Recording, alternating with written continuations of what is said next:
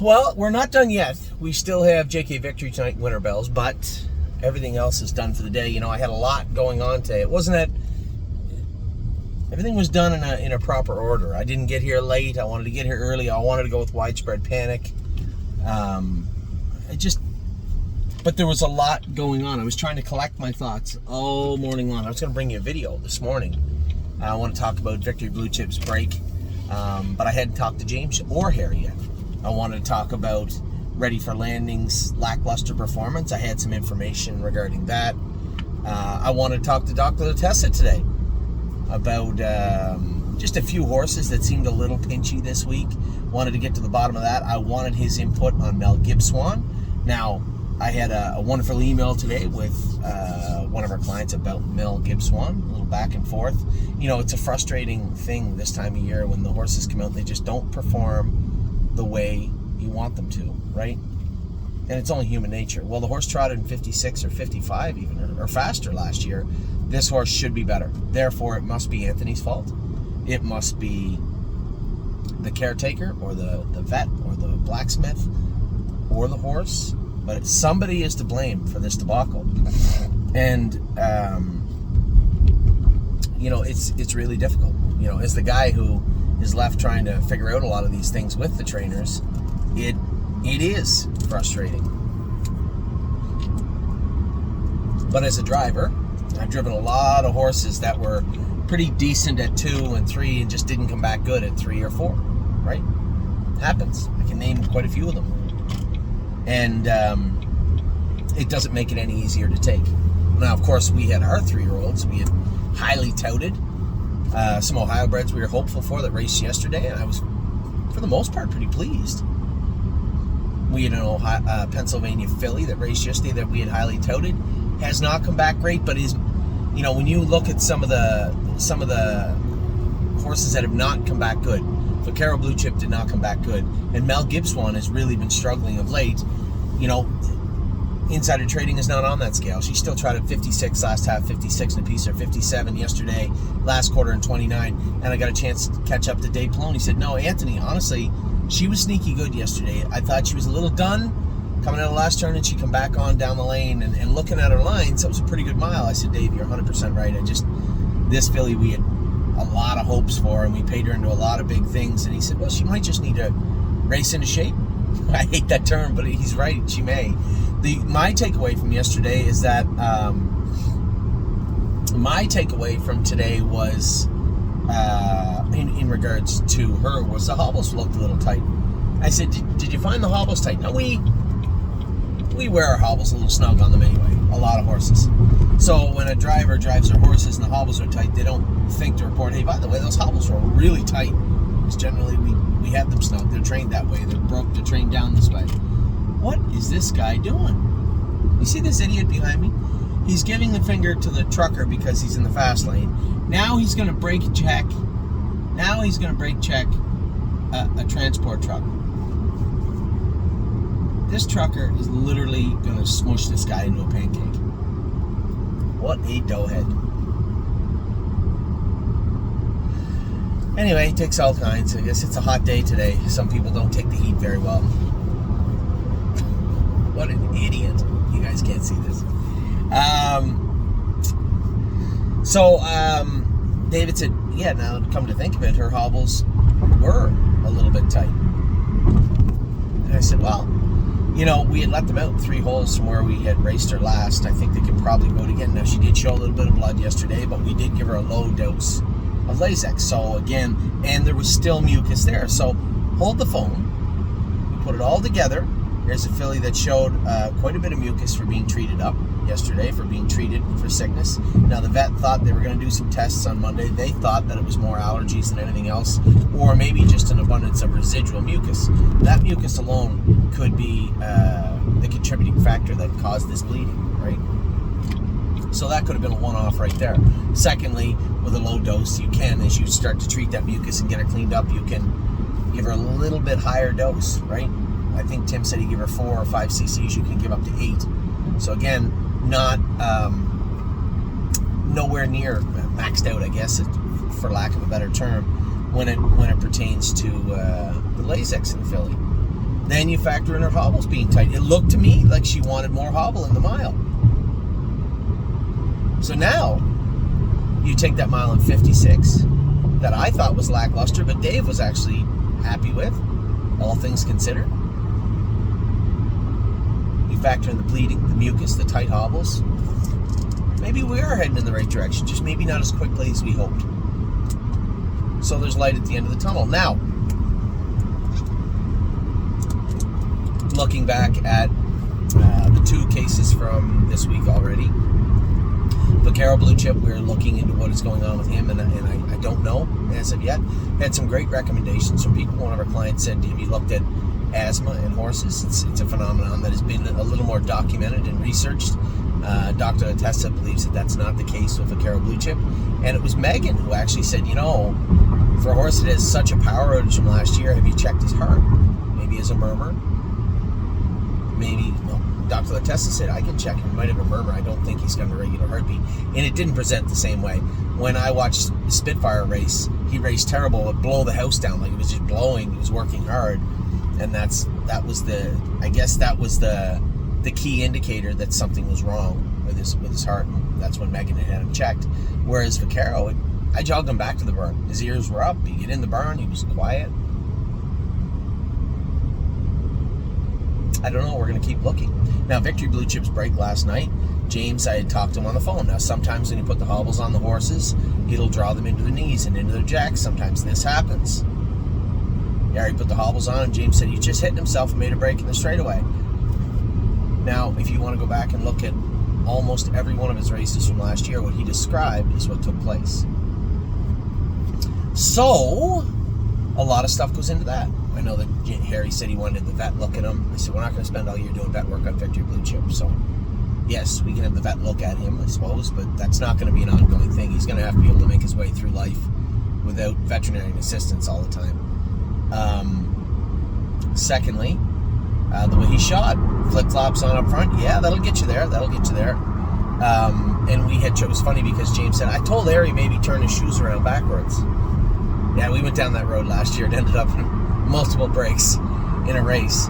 He does this is very common. This is the exact same thing that Gypsy Hill does, that Drebin did. And we seemingly fixed both of them with the same shoeing. So, I had sent a message off to Harry and attached our blacksmith Preston on it and said, I haven't gone with him in over a year, at least a year. My 2 cents after talking to James is this horse is doing the exact same thing he did last year. And I can only tell you what we did that did not work. And I can tell you what we've tried on a couple of horses this year that appears to have worked. So, I'm certainly not going to say this is how you need to shoe him. No, it'd be stupid. I didn't drive him. I'm not sitting behind him every day. But I did give Harry and Preston my 2 cents, and they can do as they wish with that. I think he's definitely going to have to qualify, so we're going to have to make some wholesale changes on him right away, I believe. And if that means you take the hobbles back off of him, or if that means you change the shoes, or both, or neither, well, we'll see what Harry comes up with. But that'll be his job. He will be here on the 29th. Danny O'Brien. Well, Dan, you're going to have to wait. I'm doing a video. So Victory Blue Chip, I think there's a path forward for that horse, especially after hearing what I heard last night, knowing what I saw from Gypsy Hill, knowing what I've seen or heard from James about Drebin. He said Drebin was infinitely better. He said, now, Anthony, I only went 2-1. I said, well, James, you've gone in 2-1 with him before. That's not technically what I said. There was some profanity about going in 2-1 when he could have went in 57. But anyway, it's neither here nor there. I said, James, you got in 2-1 before. He was better, way better. So now we get 2 horses that were struggling. Gypsy Hill was running all over the track. Drebin, same. And now we have 2 horses. One that definitely raced better yesterday. If I had roughed him up and driven him like it was, his 8th start of the year instead of his first start back, then we're probably in the winner's circle with him yesterday. I just think I think there's a lot ahead for Gypsy Hill, and I just thought I would drive him in a much more conservative manner. So there. So Victory Blue Chip, I believe we're on the right track. We'll see what Harry comes up with. Ready for landing. It was, James admitted to it. I didn't think he'd fess up. Scoped him last night. Clear signs of him shutting his air off. Certainly raced like he did. You know, he said, I don't know if he's good on the front. I said, the way he raced last week, he would have been good on the front. But he said, you know, they just walk out of there 28-4 and they get the e-brake on. I said, not at Mohawk. I don't believe you. You want a slow first half at Mohawk. Did anybody alert the media? That was sarcasm. And I don't mean to pick on Mohawk. Lots of places do it, and I would do it too. So, but he did walk him off the gate, and then you had the horse outside of him going into the first turn, and James has just doubled right up on top of the horse in front of him. Now, James hates when they're pulling like that, and everybody does. Nobody wants to drive an ignorant horse, but the horse I drove last week, but the fractions, that's the difference, right? They went a half in, 56, 57. They were rolling right along in front of me. I didn't have to double them up. And James said, yeah. He said, I doubled him up in the first turn. I knew I shut his air off, but I had to get him moving. I put him on the front. I knew I was in trouble, and they just inhaled him. You know, ran an air. So let's try not to do. I'll be completely frank with everybody. James does not. I can tell by James's voice. He does not like driving ready for landing. Not James's cup of tea.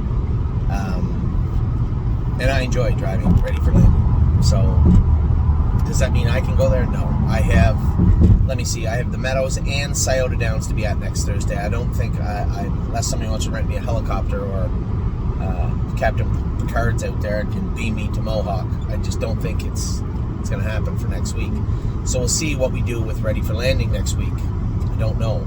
But I can tell you what, if James has an option to pick Ready for Landing or even paddock a horse in the race, I think he will probably pick the paddock over the drive. But we'll see. We'll see. I'll talk to him at his wedding. Which is Sunday. And then, as I said, insider trading. I was thoroughly pleased. Dave, you know, Dave's got no reason. Dave Blonde's got no reason to say, oh no, she's a nice filly. He has no reason to do that. All he say is that she just felt outmatched. She did her work okay. But no, he said she was sneaky good. He said, I thought she raced well. She finished up pretty good. Hobbles were a little bit tight. Now, he didn't know, and I didn't divulge to him that she did have mucus under scope and had blood. I didn't tell him that. Otherwise, the story would have changed even more, probably. So he was happy with her. So, okay, maybe I jumped the gun here a little bit on insider trading, a little bit of a knee-jerk reaction. And that's why I like to absorb a lot of this stuff first, a lot of this information, before I start just do a video and then say, you know what, my past video, I really didn't have all the information and I was wrong. I would rather take it all in and just relax, right? So really happy there. Now the last tidbit was Mel Gibson. Dr. Latessa is going to trim his, now I don't know the exact term, the strap muscles. He does that, and he is going to trim those tomorrow. So Mel Gibson will be scratched. Now I know somebody had said, well, if you know he's no good, why are we racing him? Well, you know what? When a pitcher can't throw strikes, they don't just sit him on the bench. They put him back on the mound and let him work his way out of a slump. And it's much like that for horses. I'm sorry, but I'm unapologetic for, oh, well, why are you going to race him? What would you like me to do? Turn him out in the field and just hope he comes back okay? Because I can assure you, there's not going to be anybody happy with that. I don't like turning horses out just because. Just give me a reason to turn the horse out. But after 3 starts, he's tired or just not good right now. I'm sorry, that just doesn't cut it. Not with me, anyway. So I'm glad that Dr. Latessa had looked closely at this. Now, upon scoping, this is what I was trying to tell my partner this morning was, upon scoping the horse, multiple times, there was no ulcers there. There was no redness there. Remember, Flashfly was entrapped, had that big ulcer on her palate. Lonely Lakewood, big ulcer on his palate. These are horses that have had this before. Mel Gibson, I don't remember him ever scoping with an issue other than he bled. Last year, at the end of the year, we put him on Lasix. That was it. There's no ulcers, there's no redness, there's no pimples. Remember, I just told you when we scoped Ready for Landing and he shut his air off.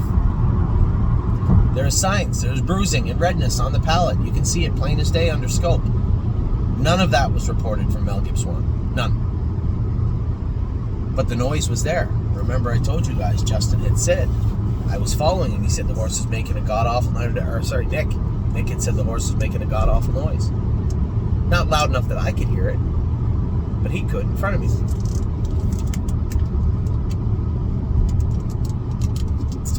So that is what's going to happen. Mel Gibson is scratched on Wednesday. He's going to have a minor procedure done just to trim those strap muscles up. I saw Dr. Llewellyn do that. I told you guys this a long time ago. He did the strap muscles on a filly training down. Sophisticat was her name. And much like Mel and a lot of these other horses, when she made a break or after the mile, you could hear her roaring. Every time almost. That was training down too. Now, she never got perfect, but she got better. She would still do it after she made a break. And once in a while, if you really stretched her thin in the mile, after the mile, she might make a little noise, but she was much better. So hopefully this is the key to Mel Gibbs 1 as we move forward. It definitely can't hurt, put it that way. But he will not race on Wednesday. Now, we had some qualifiers this morning. Serious Dragon looked great, James said. I knew we were in trouble. There was nothing I could do. I couldn't run and hide from the speed they were going to go in that race. You had all those good horses in there. Sylvia Hanover was in there. She didn't even win the qualifier. What was the good filly of Nick Galucci's that raced in the Breeders' Crown was in there. I think that was Nick's filly. James used to drive her too. Winning like 47 last year, or 48, I think. She was in there. Anyway, they went 52. I think I didn't check the line. I can. Nah, I'm not gonna. By my eyeball, at 54, 55, but looked very good. And James said he was actually good. I just couldn't ask the poor bugger for an ounce more, so I just left him alone going through the wire. But he was actually, 1, very good, and 2, a lot better than I thought he'd be coming in to his first qualifier. So James was thoroughly happy with Serious Dragon. Really don't care. Last minute, James jumped off, and Chris Rogers was there. He helps Harry train in the morning. He knows the filly, so he went with Really Don't Care. She's going to race now, and is she going to the Excelsior? I had a great conversation the other day with Al Smith, a partner of mine. A number of people actually talking about Blanton's Blue. What are we doing with Blanton's Blue? And Al was worried that they could have grabbed him for that price. You're right, they could have. So he put him in the straight Novelers of 4. The way he raced the other day, he was much better. I think he can do in there. So he's going to be racing this coming week, hopefully, and will make his Excelsior debut. Now, if I remember correctly, first stake for him is Vernon Downs, then Buffalo, then Monticello. So in the past, what we've done is Vernon and Buffalo, we would send the horse, I believe, to Ryan Swift. I'm sorry, Ryan. My apologies. Ryan did a great job. She's a good trainer. Her and Ray do a good job, and their son, I believe, is doing a great job driving too. So that's what we would do in the past, and that's likely what we'll do right now. Now, I think that's probably best moving forward with Blanton. Now, Really Don't Care starts in Yonkers, so that would be Megan. But they're not going to go in 2-1. So we're going to need to see a mile in 57 or 58 out of her first start. I believe she starts on the 20th. He starts on the 29th. So you're going to have one crack with Really Don't Care if we send her right away. Now remember, we raced 5-fish species for a good portion of the year last year before we bothered going into the Sire Stakes with her, and it worked out rather well. So I don't think we need to jump the gun with anybody, but I do think Blanton's ready to go. I'm going to need to see a little bit more from Really Don't Care, but an okay mile today, 2-1 like 28-1 or 28-2 with Chris, pretty good. Take nothing away from him. He's not James. So 28-1, 28-2 in the end was pretty good. James also went with Dominion and said he's not, I don't think he had a rush to get him ready for the elite lop or anything like that. He said, but he's a nice horse. Did his work well. 2-2, 28 seconds on the end of it. I thought it was a good qualifier. Considering that Georgia the Jungle's first lifetime start, he had to trot 56 flat, 27-1 last night. I think they'll probably throw another qualifier into Dominion, if I was to guess, and then go forward with him. Now, we had some trainers. I trained some babies yesterday and got them all squared away. Everybody I went with, I was happy with. Today, Jason actually trained Kings County and Jayport Beach Boy. Jason Merriman went with Jayport Beach Boy, and he trained very good. A little bit of ulceration on his palate. That may have to be fixed up. But he said, Anthony, I like him. And as Jason pointed out, it is a dumpster fire of horses in the maiden claimer.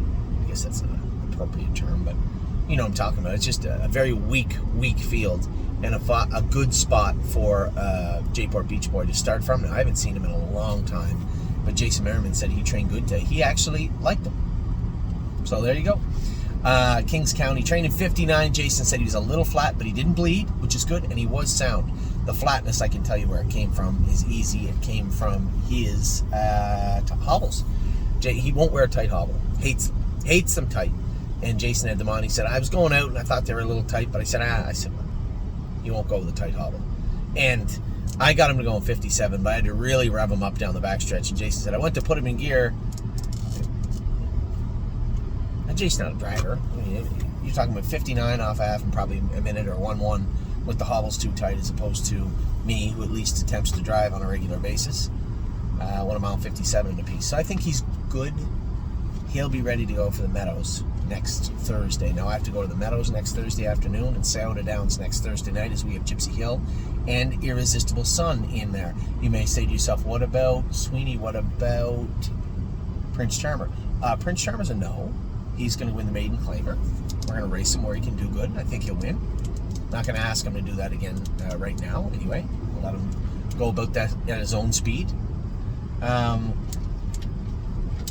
His maturity, I believe, is what I was talking about. And when it comes to Sweeney, Sweeney hates shipping. He washes out easy, and it's going to be a long, hot year for him. I just don't think shipping him all the way down to Scioto, although there would be some benefit of racing on a 5/8 as opposed to a half. I will give you that. I just think that leaving him at home right now that we know what his triggers are, his knees are bothering him. Now that we know what his triggers are, his knees, his feet, because of that, his back is stiff. He worries a lot. He's very anxious. He frets. He washes out.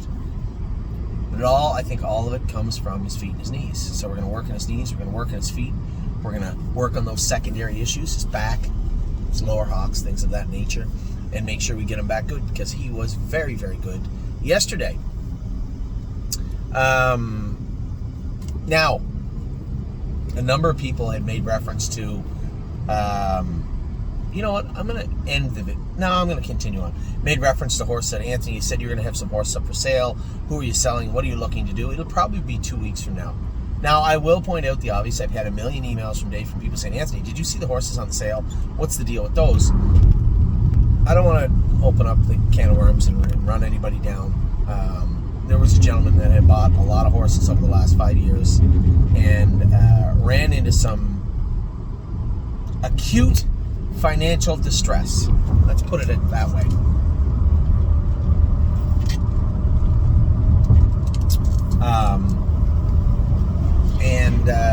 These horses weren't paid for from the yearling sale. So they have not been paid for since they were yearlings.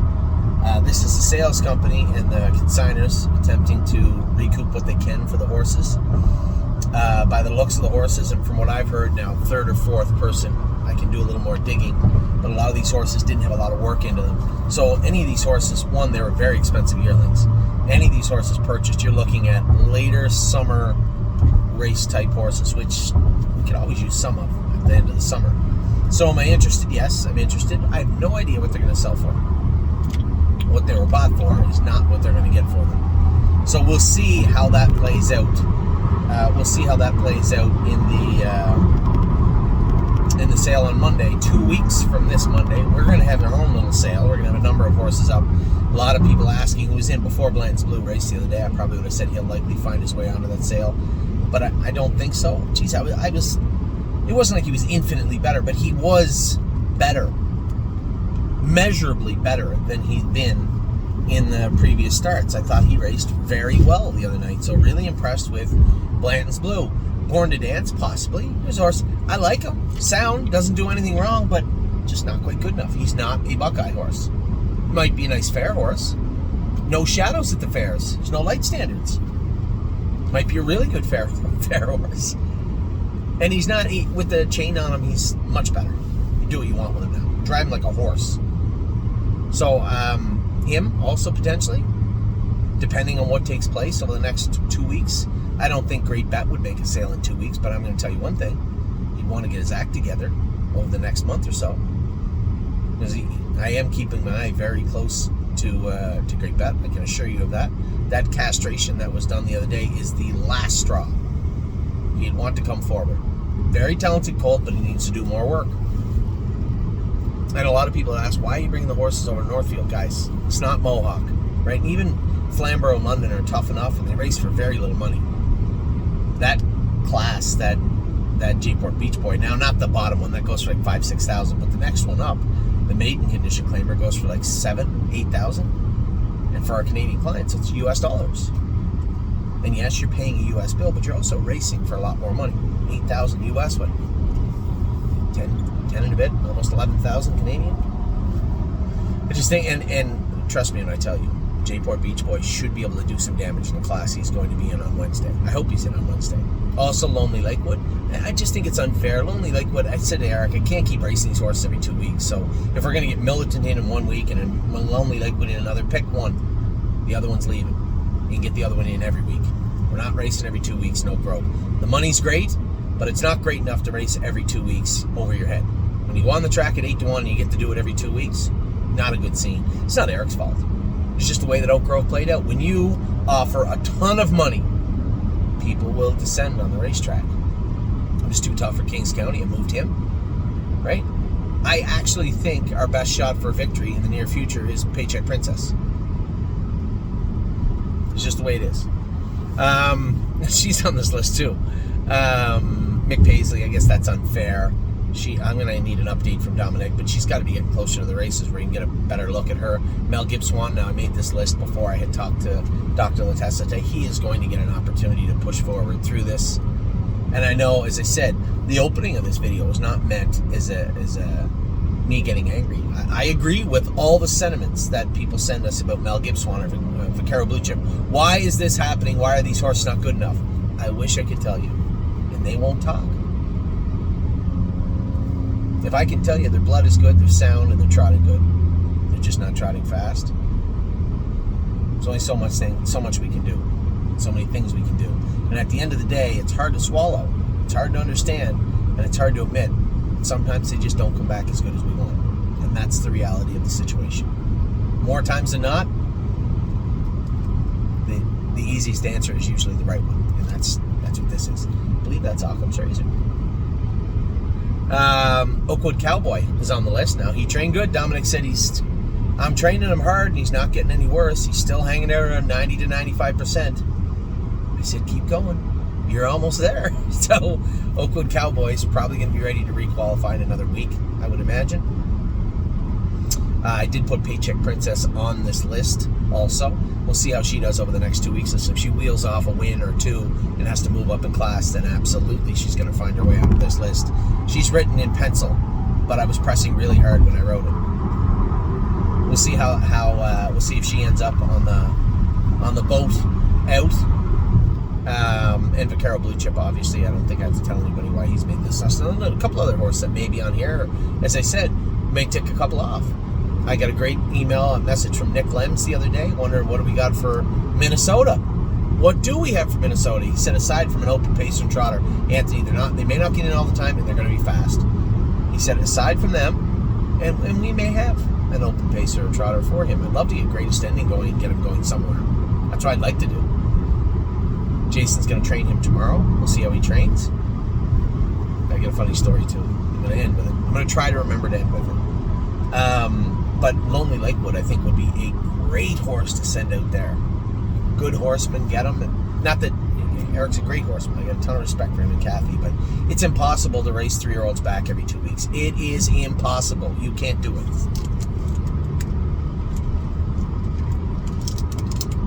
I still got to talk about today's races. Talking a lot today. So there's your list, and there's a little update of what went on over the last 24 hours. Now we get to the track today. Widespread Panic warmed up. He warmed up good, but he's a little choppy.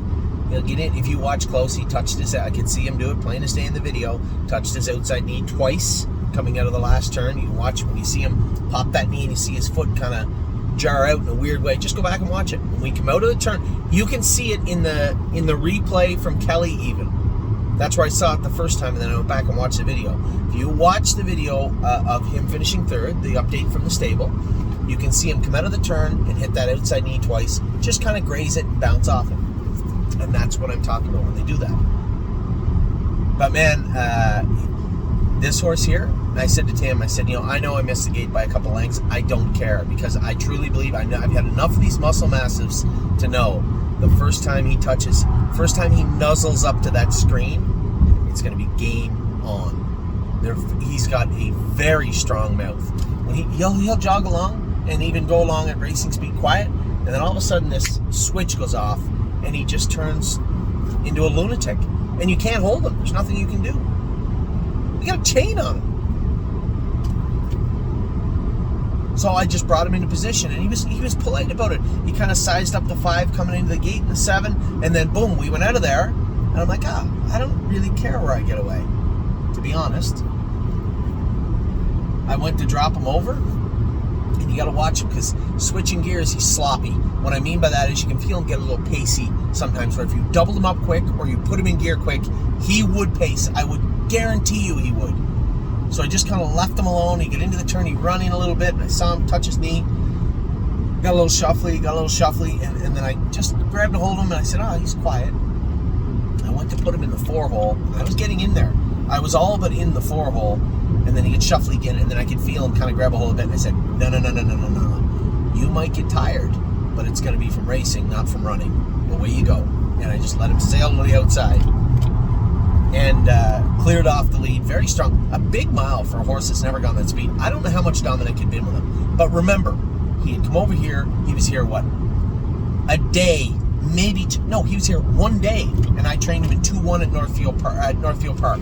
Then he came back 4 days later and qualified in 59, and then he came back 9 days later. Those are his miles leading up to his racing. That's what he went. Aside from the breaks he made at Mohawk a couple of weeks in a row, and whatever Dominic went with him, 2.6, 2.5, that's what his schedule was. So I end up on the front. He felt so good on the front. He only got beat because he was just a little bit tired. And as I muttered under my breath, just at the quarter pole, you might end up tired, but it's going to be from racing, not from running. I was not going to break rule number 1 with widespread panic tonight, and that's why I wheeled him back out to the front. But he was smart about it. He's a likable horse, but I'm going to tell you, he is stupid. And I'll tell you, he's likable, he's dumb, and he just needs to understand what his job is. Now, I could have put him in the 4-hole. He might have been fine. But I wasn't going to give him the option because I know his track record, I know his history, and I know how bad he can pull when he gets a little rattled. I just wasn't going to get him rattled.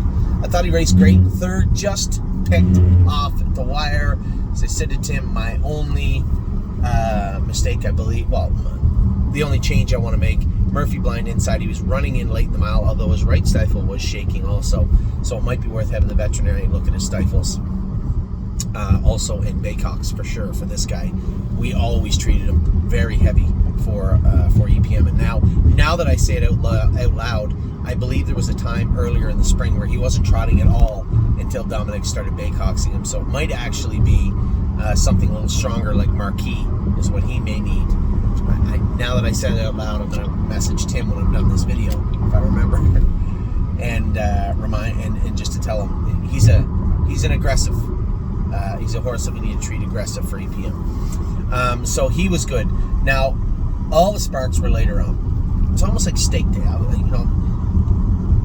We know that Pickpocket bled in the qualifier. So he's coming in, showing a little blood in the qualifier. First start on Lasix. And the one thing, it's hard to explain, and I guess I'm going to jump forward and backward just for a second here with you.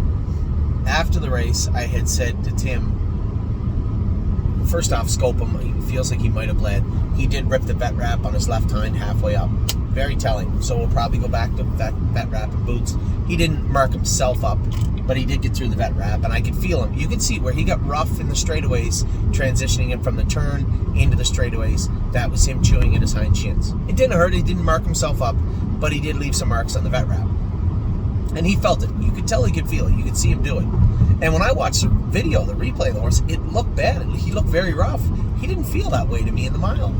Now, if you go back and watch the races from Kentucky, he's always had a kind of rickety way of going. He's never had a real smooth, slick gait. But his mile today, on video, didn't look rough. He didn't feel that way to me. When we finished up, there was a little burn on his front legs from his hobbles. So we got to let his hobbles out. And I said to Tim, at top speed, I think he's chewing on himself. At top speed, he's getting to the end of the hobble, coming back, hitting that vet wrap. He had a little mark on his right knee, and oddly enough, chewed through that left hind vet wrap. So, as I say to you guys, the reason we do that, you'll see the horses almost bounce off. It sounds kind of stupid, but when that left foot comes back and hits that left shin, it almost inevitably, if that happens hard enough, and enough times, you're going to see that horse get into its outside knee or its shin. And that's from the gait being altered because he just hit himself or herself. So, I got just a super spot with Pickpocket second over, and he felt like he was going to run off the screen. I flipped him out 3 deep. I could feel him jerk the bike a couple of... This horse wore tight hobbles last year, so it's not like the hobbles were, oh my God, they were just too tight. He wore them way tighter than that his whole life. But they do need to go out a couple of holes. I flipped him over, and he just labored. Now, upon looking at the mile, 55-1 last half in 56-4, 56 and a piece last quarter. I think last half in 56-1. 56 and something last quarter in 28-1. A decent mile, but I thought he bled. You know, I'm scoped after, not a drop of blood. Nothing. Good. Making gains, at least in one department. Now, why didn't he win? Well, I think the obvious answer that everybody needs to remember is he's up against aged horses. Nobody's laying down in the non-winners of 2 but not 4, also eligible, blah, blah, blah. No one's laying down. A lot of these horses are still hardened horses. And although there were faster miles on the day, I'm torn. I was disappointed in a horse that I'll tie this in too. We were thinking we wanted to go to New Jersey with, and a horse we paid into the handbow, not supposed to get beaten the numbers of 4 at the Meadows. That's one side. The other side of it is, and I think it's worth saying because there's going to be people that are easy with the handbow. Sorry, but there's other horses than Carl that are going to the handbow. There are people that have nice horses, and one of them could be a colt that made 150 and took a mark of 53-1 in a major stake race. So it's not that silly to think that he could have. It's 8 horses. I'm happy he didn't bleed. I can see there's some changes we can make to really help this horse. Hitting that left shin, touch that right knee, was out of gear, in the straightaways when he's at top speed. Yeah, we can help. Now, this is where the rubber meets the road. We can just send him to New Jersey, put him in the New Jersey sires, and follow along and hope that he gets better and better and better. It's a plausible plan. We could do that. Hope we miss Carl and every other good horse in New Jersey. I'm sure there's more than one division. We get 2 starts and a final. Hopefully we make the final or a consolation. We can do that. Or you can race him here in the numbers of 4. Take him to the good times. And I don't know. I'm going to defer to all my partners on this. I'm kind of leaning to just sending him to New Jersey, I suppose, now that I say it out loud. Knowing that 55-2 at the Meadows is a long way from 52. That's what Carl qualified in, and he can go a lot more.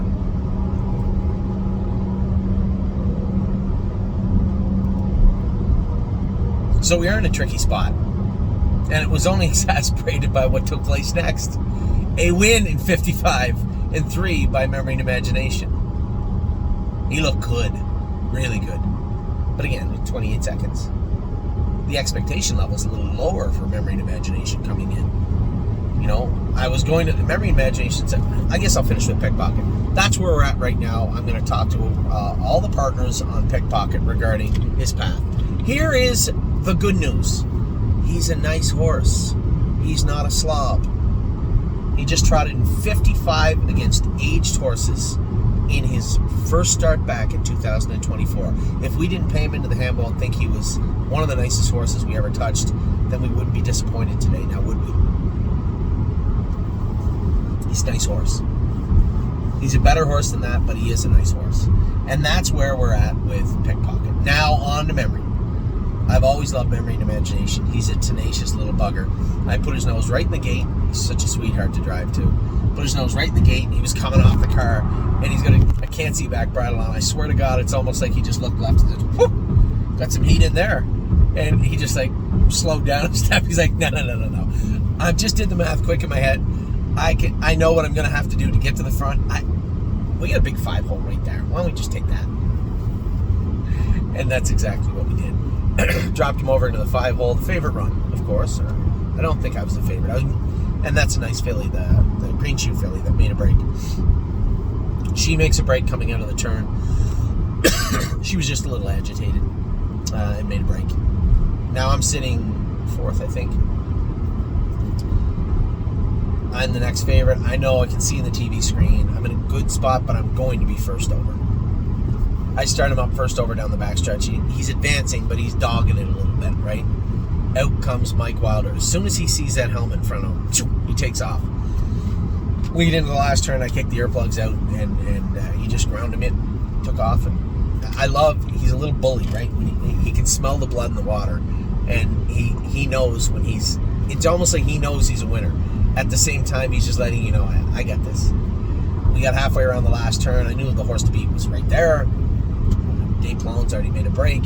I don't know who's on my back, but he's not supposed to beat me, and I still got a little left. We come out of the turn, he was gone. What a great race he went. Just a very, very good mile from him, and I was super pleased. So, all in all, at least to this point of the weekend, we got some heavy hitters on the pace side coming up tomorrow. It has been a decent weekend. A decent, I guess today's only Friday, decent week so far. I was not unimpressed with anybody yesterday. Ready for landing, shut his air off, insider trading. Dave Palone went to bat for her. I said, no, she was sneaky good. That was a good mile. He likes her. Math likes her. 56, last half 57, last quarter 29. And then I'll refer to the scope where she still had mucus. She still had blood in there. So if she trots in 56 like that, you'd have to believe she trot 54, 55 clean. So there is the issue. Get her clean. So Tim and his team are on it. They're aggressively treating her to get her good, and I think we are going to race her next week in the Stallion Series. If you'd asked me yesterday, I was leaning towards no, but now I'm leaning yes. So that is a 42-minute update of today, of yesterday, of what's going on. Hopefully we have some luck tonight with JK Victory and Winter Bells, and then obviously tomorrow I am thoroughly excited.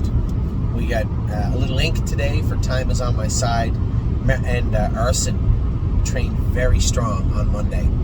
He is plenty tight going into tomorrow's race also. So a lot going on tomorrow. I thought it was going to pour. You know, somebody had asked me, they knew. So yesterday, before the races, I'd asked Justin Irvine for a ride to the Meadows. I'm flying out of Pittsburgh tomorrow night to my brother's wedding and coming home with Amy. So I can't drive over there. So before the races, I asked Justin Irvine, can we get a ride down with you? Then all of this stuff happened with Sweeney. And I told everybody I know the position the kid was in. I've been in Justin Irvine's place. I remember one time, I'll tell you this right now.